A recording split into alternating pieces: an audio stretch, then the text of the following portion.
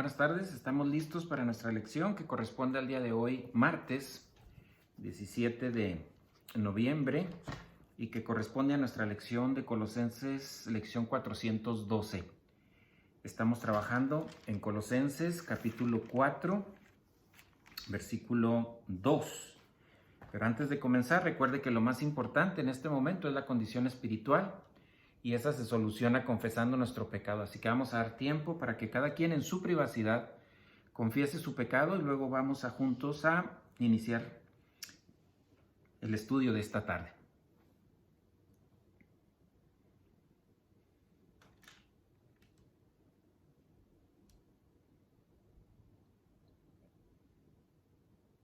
Señor, gracias te damos en esta tarde por el privilegio y la oportunidad que nos brindas de poder estar en condiciones de primero compartir y para otros de recibir tu palabra en esta tarde. Gracias porque nos das esta libertad y esta posibilidad, Señor, de poder reunirnos aún en condiciones difíciles por el tiempo en que nos encontramos de enfermedades en el mundo. Pero gracias porque siempre hay la manera, Señor, en que podamos compartir tu palabra. Y gracias. Ponemos en tus manos los presentes, los que estén en casa igualmente, te los ponemos en tus manos. Y pues ojalá nuestro deseo en nuestro corazón es el que un día podamos nuevamente estar normalmente reuniéndonos en el templo o en el salón de clases. Gracias, Padre, por este tiempo, en el nombre de Cristo Jesús. Amén. Muy bien, voy a leer la cita que estamos estudiando para que veamos o recordemos el contexto de las lecciones, por lo menos 4 o 5 lecciones anteriores que estamos tratando el mismo tema. Dice así Colosenses 4:2: preservad, entréguense en la oración, velando en ella, que significa alertas con acción de gracias. Ya estamos estudiando la doctrina de acción de gracias, la doctrina de la gratitud, pero quiero mencionar, antes de irnos al tema que nos incumbe para el día de hoy, recordar un poquito o algunos puntos relacionados con la oración, con la doctrina de la oración. Solamente 5 puntos para recordarlo, que son, podríamos decir, como una síntesis, un resumen de una doctrina muy amplia que pues no la podemos ver en un par de minutos, pero sí recordar algunos puntos importantes. Voy a mencionar 5 puntos importantes. El primero es: la oración no es un medio para contratar a Dios para que haga lo que nosotros queremos. Ese es un concepto que debe quedar muy claro. No estamos orando para contratar a Dios y Él cumpla nuestros deseos. Número 2, no debemos platicar con Dios para lograr nuestros propios fines, sino los fines de Dios que se lleven a cabo. En nuestras oraciones siempre tiene que estar la mentalidad de que una cosa es nuestro deseo y al final de cuentas la voluntad de Dios, ¿cuál es? Entonces ese debe ser nuestro punto importante. Cuando platicamos con Dios, es una plática, es una vida social con Dios. Por eso la palabra proseukomai sería una correcta traducción, decir cara a cara con Dios deseando lo que Él desea. Se traduce como oración, pero entendiendo el concepto de la palabra. Número 3, la oración tiene que ser compatible con su voluntad y con el protocolo divino. Al final de cuentas se va a hacer la voluntad de Dios. Es aquí donde podemos entender que hay cosas legítimas, hay cosas buenas que pedimos, hay cosas que serían agradables que fueran contestadas a la manera que nosotros queremos, pero al final de cuentas se va a hacer la voluntad de Dios en cada una de ellas, no mi voluntad, sino la de Él, como dijo el Señor Jesucristo. Número 4, la oración tiene que reconocer qué y quién es Dios. Ahí va a cambiar mucho el concepto de hacia quién nos estamos dirigiendo, quién es Dios y cómo debemos de comunicarnos con Él para entender y comprender que Él tiene un plan perfecto para cada uno de nosotros. Número 5, la oración no está diseñada para sacarnos de problemas, como hemos dicho, no es el 911, sino para expresar estos puntos a continuación le voy a mencionar. Los que están en casa, ojalá y puedan, si gustan, apuntarlos. Es importante estos conceptos porque esta es la manera en que nosotros le estamos expresando a Dios que nosotros somos incompetentes para solucionar las cosas. Solamente con su capacidad podremos hacerlo. somos impotentes, no tenemos la capacidad, el potencial, a menos de que estemos en la posición divina. Humildad, que significa sometimiento, o sea que somos sometidos a Él y que vamos a agradecerle lo que Él decida que es correcto para nosotros, sometimiento a la autoridad. Dependencia, dependemos de Él. Y reconocimiento a su gracia. Esto significa que no lo merecemos, no hicimos nada para recibirlo, Dios nos lo está regalando porque así es su plan y su voluntad.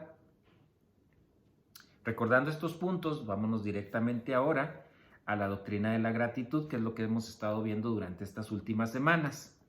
Y vimos que hay dos leyes para los creyentes que perpetuamente, o sea, es constantemente carnales o se mantienen en carnalidad, que no tienen, como consecuencia de ello, no tienen gratitud hacia Dios y van a ser juzgados de las siguientes dos maneras. Vuelvo a repetir, estas dos formas o dos leyes son el resultado de un creyente que se mantiene fuera de comunión, sin crecimiento espiritual, como estilo de vida. Todos salimos de comunión y todos en un momento dado estamos funcionando carnalmente. Pero esto es para quienes se mantienen en esa posición por largo tiempo. Número 1, la ley de la responsabilidad por la voluntad. Es decir, tú y yo somos responsables por las decisiones que tomamos. Así que si tomamos malas decisiones, lógicamente que va a haber resultados malos. Va a haber resultado de una acción que tomamos mala y tenemos que someternos a ello. Número 2. Entonces, número 1, la ley de la responsabilidad por la voluntad. O sea, somos responsables por nuestro libre albedrío. Número 2, la ley de la acción punitiva. Esta palabra no necesita recordarla, solamente le quiero decir cuál es la forma correcta de mencionarlo. Se refiere a la ley bajo disciplina, es decir, va a haber disciplina de parte de Dios por nuestras malas acciones, no por el pecado en sí, sino por nuestras malas acciones en no retomar el camino hacia el crecimiento espiritual, hacia el desarrollo de la vida cristiana. Fíjese muy bien, hay que diferenciar, el pecado ya fue pagado, pero si nosotros cometemos pecados, vamos a tener probablemente como consecuencia de responsabilidad por las decisiones que tomamos, entre ellas incluimos el pecado, va a haber consecuencias. Pero en este aspecto, esta es disciplina directa de parte de Dios. Y hay un versículo en el Proverbios, capítulo 22. Proverbios, capítulo 22, 8, que dice lo siguiente. Proverbios 22, 8. El que siembra iniquidad, segará vanidad, y la vara de su furor perecerá, pero en la traducción correcta sería estará lista, porque ahí se entiende más claro el concepto. La primera parte de la frase es, el que siembra iniquidad va a cegar problemas. Ley de la responsabilidad por la voluntad. Tomas decisiones malas, va a haber consecuencias. La segunda parte, la vara de su furor perecerá, significa está lista. Así que significa Dios a quien ama disciplina y azota a todo aquel que toma por hijo. Entonces va a haber disciplina, no por el pecado. En sí el pecado traerá sus consecuencias. Pero esta disciplina es por no funcionar dentro del protocolo divino, no funcionar bajo la llenura del Espíritu Santo en el crecimiento espiritual. Ahora, sin gratitud no podemos tener capacidad para la vida espiritual. Gratitud hacia Dios en primer lugar, la demás viene como consecuencia de ella, pero esta gratitud hacia Dios debe de estar presente. Y tú y yo, si vivimos perpetuamente en estado de carnalidad, no vamos a tener gratitud hasta que nos muramos, porque no estamos en la posición correcta. En 1 Corintios, capítulo 10. 1 Corintios, capítulo 10, el versículo 11 y 12. Capítulo 10, los versículos 11 y 12. Fíjense cómo dice, estas cosas le sucedieron como ejemplo y fueron escritas como enseñanza para nosotros, para quienes han llegado al fin de los siglos. Cuando habla del fin de los siglos está hablando de nuestra edad. la edad de la iglesia, la edad donde ya no existe la profecía por medio de los profetas, ahora existe por medio nada más de la palabra de Dios. Por tanto, el que cree que está firme, tenga cuidado, o sea, el que piensa que está firme, tenga cuidado, no sea que caiga, o sea, que caiga en carnalidad. No está hablando de la salvación este versículo, está hablando de caer en esa carnalidad, en ese estilo de vida, de mantenernos largo tiempo en esa posición, fuera de comunión, sin crecimiento espiritual, carnalidad constante. Aquí es donde recordamos, y lo hicimos en una de las lecciones pasadas, al pueblo de Israel, al pueblo judío saliendo de Egipto, y vimos esa famosa serpiente, esa cobra, que era una serpiente que, hecha de bronce, era un símbolo relacionado con el citar los pecados para la generación del Éxodo. La cobra era colocada en un poste y cualquier judío que fuera mordido por estas serpientes voltea a mirarla y es curado de las mordidas de estas cobras venenosas. Esta era una ilustración muy clara, muy técnica del rebote, del confesar nuestro pecado, de primera de Juan 1:9, si confesamos nuestros pecados, Él es fiel y justo para perdonarnos y limpiarnos de toda maldad. Entonces, estos judíos que eran mordidos por esta serpiente, ellos al voltear a verla, eran sanados. Entonces, en este comparativo técnico del rebote o del confesar nuestro pecado, es que estamos salvos del pecado hasta la muerte. Estamos salvos. En el Antiguo Testamento, ahora sí nos vamos a uno de los libros del Antiguo Testamento, que es el libro de Números. Números capítulo 21, los versículos del 6 al 9, para ver esta historia.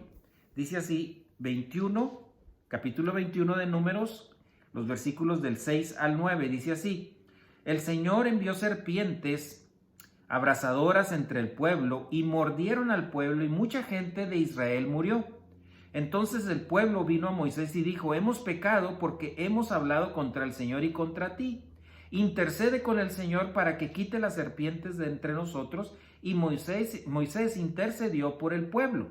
Y el Señor dijo a Moisés: hazte una serpiente abrasadora y ponla sobre un asta, y acontecerá que cuando todo el que sea mordido la mire, vivirá. Y Moisés hizo una serpiente de bronce y la puso sobre el asta, y sucedía que cuando una serpiente mordía a alguien y éste miraba a la serpiente de bronce, vivía. Confesando nuestros pecados, regresamos a la comunión con Dios. Hay pecado que nos está estorbando en nuestra relación de intimidad con Dios. ¿Qué necesitamos? Confiesa tu pecado, regresa a comunión para que estés en la posición más importante. Eso es lo más importante en la vida del cristiano, más importante que su vida personal, que su vida profesional, que cualquier aspecto de su vida, porque estando en esa posición le vamos a dar el lugar correcto a cada una de las otras esferas en las cuales nos desenvolvamos. La cobra era un animal muy familiar para el pueblo judío porque estuvo mucho tiempo en Egipto. Así que era un animal que era común, era, como podríamos decir, en el estado del norte de México hay muchas víboras de cascabel. Es algo común que alguien camine por el campo del norte de Chihuahua, por ejemplo, y vea mucho este tipo de víboras. E igual sucedía con ellos en esta área, era una víbora muy común, la cobra. Así que ellos se familiarizaron con este tipo de serpientes cuando vivieron en Egipto. Y fue esta forma usada para administrar el pecado hasta la muerte para aquellos judíos que habían rechazado el maná provisto por Dios. Entonces, fíjense cómo este comparativo, esta forma técnica de comparar, puede llegar a entenderse también como estos hombres y mujeres judíos que nunca quisieron tomar a Dios como algo serio en sus vidas, rechazaron el maná, se quejaron de todas las circunstancias que estaban viviendo y vino disciplina para ellos. En el libro de Deuteronomio, ya que estamos en el Antiguo Testamento, pasemos ahí, Deuteronomio capítulo 32. en Deuteronomio 32, vamos a ver el versículo 24 y el versículo 33. Vuelvo a repetir. Deuteronomio capítulo 32, vamos a ver el versículo 24 primero. Dice así, permítanme, 32, 24, ok. Serán debilitados por el hambre y consumidos por la plaga y destrucción amarga, dientes de fieras enviaré sobre ellos, con veneno de serpientes que se arrastran en el polvo. Versículo 33 ahora del mismo capítulo. Su vino es veneno de serpientes y ponzoña mortal de cobras. Ya estamos identificando la serpiente, ¿verdad? Eran cobras las que estaban en ese momento. Y el comparativo técnico para entender la confesión de pecado y la disciplina hasta la muerte. Cuando estamos funcionando en la plenitud del Espíritu Santo, es cuando nosotros somos curados del veneno de la caída. Esta cobra de bronce, fíjense qué interesante, en el año aproximadamente 725, exactamente 725 antes de Jesucristo, el rey Ezequías mandó destruir esta víbora de bronce que estaba sobre un asta, porque algunos de los judíos empezaron a adorarla. Mucho tiempo después del momento que estamos mencionando en Números y en Deuteronomio, ya cuando el pueblo ya estaba gobernado por un rey como el rey Ezequías, tuvo que destruir Ezequías esa serpiente de bronce, porque el pueblo comenzaba a adorarla. Si nosotros no estamos adorando a Dios, tenemos que preguntarnos a quién estamos adorando. Esa es una pregunta para todo el cristiano, ¿verdad? Si tu prioridad no es Dios, ¿cuál es la prioridad que tú tienes? Si tú no estás adorando a Dios, entonces ¿qué estás adorando? En Segundo de Reyes, para terminar de recordar estas historias bíblicas tan interesantes, vemos en segundo libro de Reyes, capítulo 18, versículo 4, dice, quitó los lugares altos, está hablando del rey Ezequías, quitó los lugares altos, derribó los pilares sagrados, y cortó la acera, era una diosa. También hizo pedazos la serpiente de bronce que Moisés había hecho, porque hasta aquellos días los hijos de Israel le quemaban incienso y la llamaban Nehuastán, o sea, un dios para ellos. Así que imagínense a qué punto caía el pueblo judío. Cualquier judío que mirara la serpiente de bronce levantada sobre este poste, en el momento que estamos hablando, no en este tiempo ya de Ezequías, era salud para él. Era una ilustración del juicio del pecado para el no creyente. Y era algo importante que debían de estar recordando a cada momento ellos. En Juan capítulo 3, ahora en el Evangelio, en el Nuevo Testamento encontramos aquí, en Juan capítulo 3, versículo 13, dice así, 13 al 15, Juan 3, 13 al 15. Nadie ha subido al cielo, sino el que bajó del cielo, es decir, el Hijo del Hombre que está en el cielo. Y como Moisés levantó la serpiente en el desierto, así es necesario que sea levantado el Hijo del Hombre para que todo aquel que cree tenga en él vida eterna. Y luego ya el versículo que todo el mundo conocemos perfectamente, que es el 16, que dice, porque de tal manera amó Dios al mundo, que ha dado a su Hijo nacido en forma única, para que todo aquel que en él cree no se pierda, mas tenga vida eterna. Y este es el concepto que debemos de recordar, tan importante para nosotros como cristianos, base sólida para nuestro crecimiento espiritual. Creímos en Jesucristo como nuestro único y suficiente Salvador, somos salvos. Una vez salvo, siempre salvo. Para aquel que nos escucha, que no ha tenido este enfrentamiento con este versículo, que es la palabra de Dios, ahorita le estoy diciendo, si tú no estás seguro de tu salvación, hay confusión en tu mente, no lo has entendido o nunca te has enfrentado al cuestionamiento este es el momento. Dice la palabra de Dios, porque de tal manera amó Dios al mundo que ha dado a su Hijo nacido en forma única, para que todo aquel que en él cree no se pierda, mas tenga vida eterna. No te estoy diciendo que si crees en Dios, porque creo que me vas a decir que sí. Lo que te estoy preguntando ahora es, ¿crees que Jesucristo, su Hijo, que fue enviado aquí a la tierra y que tomó nuestro lugar en la cruz, que Él es Dios, hecho hombre, y tomó nuestro lugar en la cruz para salvarnos? Si tú crees este acontecimiento, tú eres salvo. Tú has creído en la única obra correcta, en la única forma correcta para poder ser salvo, porque no hay otra forma para poder ser salvo. Por eso le llamamos por gracia. Si tú lo has creído, tú eres salvo, tú eres hijo del rey, tú eres miembro de la familia real, y el día que tú mueras vas a ir directamente al tercer cielo, a la presencia de Dios. ¿Porque te lo mereces, porque lo ganaste? No, porque Dios te lo regaló por haber creído en la obra perfecta del Señor Jesucristo en la cruz. Así que cualquiera que crea en Jesucristo tiene pago ilimitado, es decir, todos los pecados ya fueron pagados. Por lo tanto, tú tienes la oportunidad a partir de ese momento de creer en Jesucristo, de que confieses tu pecado para regresar a comunión, porque el pecado ya no es el problema en cuanto a la salvación, el pecado ahora es un problema en cuanto a nuestra relación íntima con Dios, y por eso la confesión de nuestro pecado. Confesión que viene de la palabra homologeo en el griego, que significa mencionar, enumerar, decir un pecado.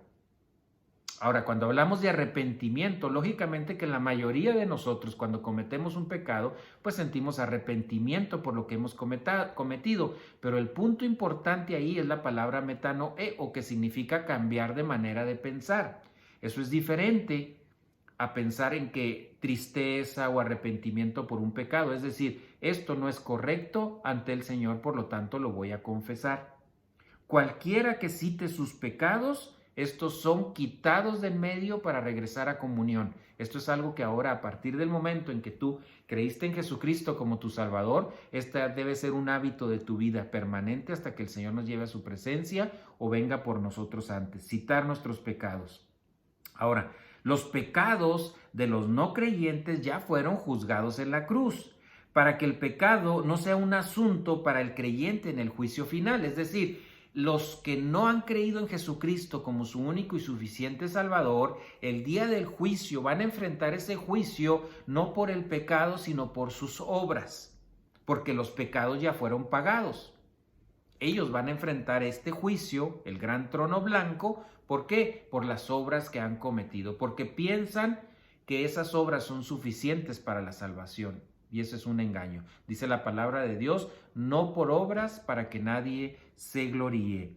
Así que agradecimiento es el tema que estamos tratando. Voy a mencionar 3 citas bíblicas, ahorita las voy a leer. Si usted no alcanza a buscarlas, no importa, apúntelas para que usted con calma las encuentre más tarde.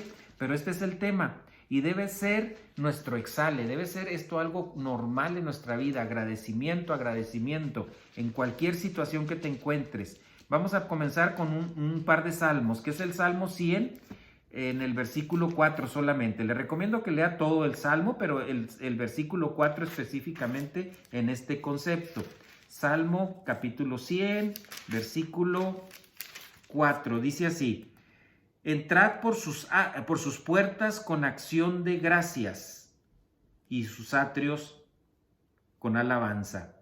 Pero el punto ahí, la primera frase: entrad por sus puertas con acción de gracias. El capítulo 72, versículo 1 de los Salmos dice: te damos gracias, oh Dios, te damos gracias, te damos gracias, te damos gracias, gracias constante. ¿Se acuerdan cuando hablamos de la doctrina de la oración? Una de las partes más importantes de la oración es con acción de gracias. Dice ahí la palabra de Dios que aunque traigamos nuestras peticiones, traemos nuestras intercesiones, traemos nuestra plática con Dios, con acción de gracias. Significa agradecidos, porque cualquiera que sea la contestación de Dios es la mejor. Por lo tanto, lo único que yo puedo decir son gracias.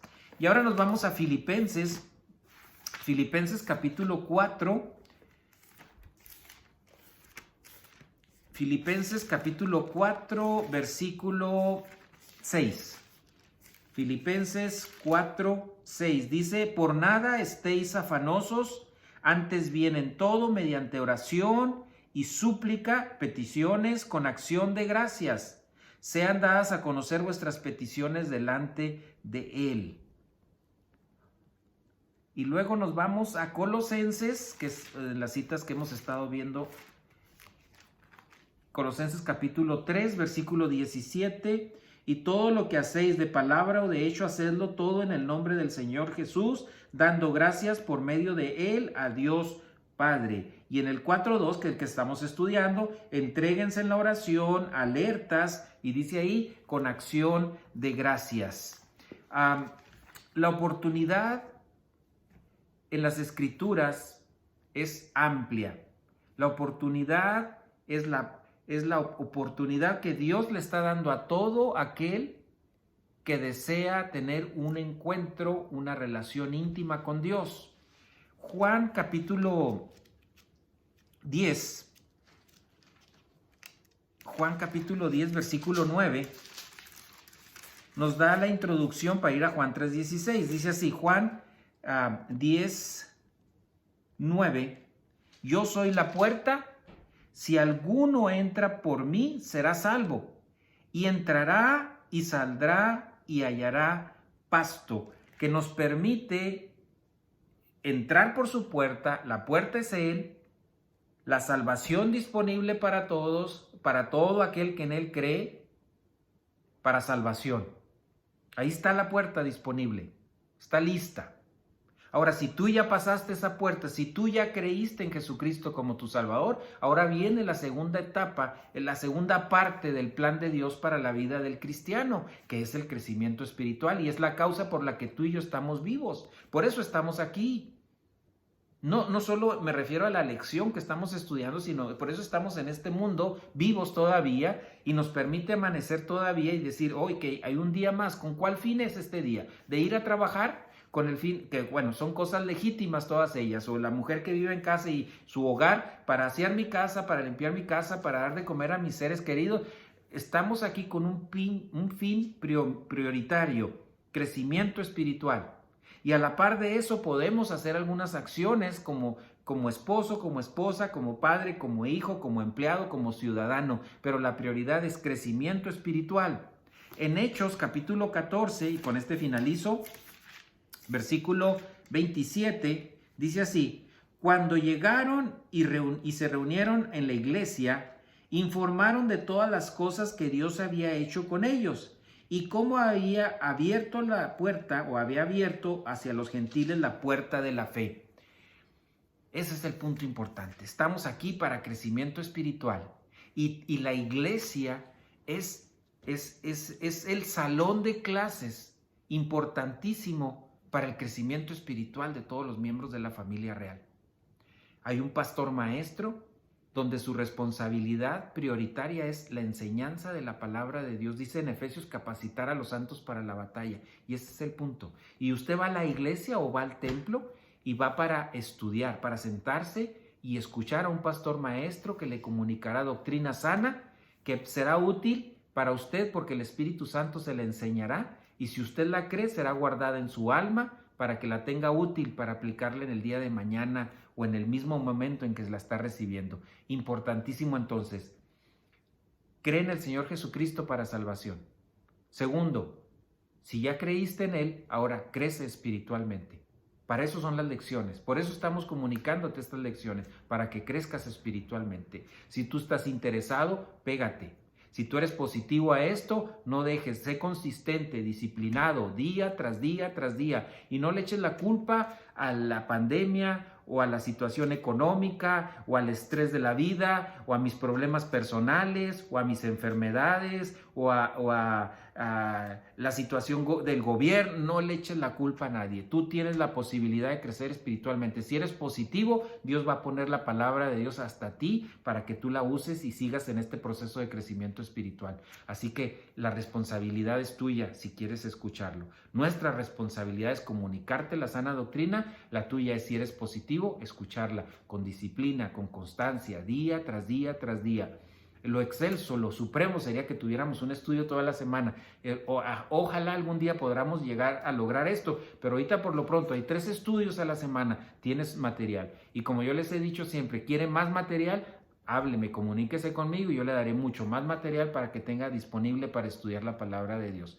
No hay límite en este sentido y la palabra de Dios no se vende, que es algo importantísimo.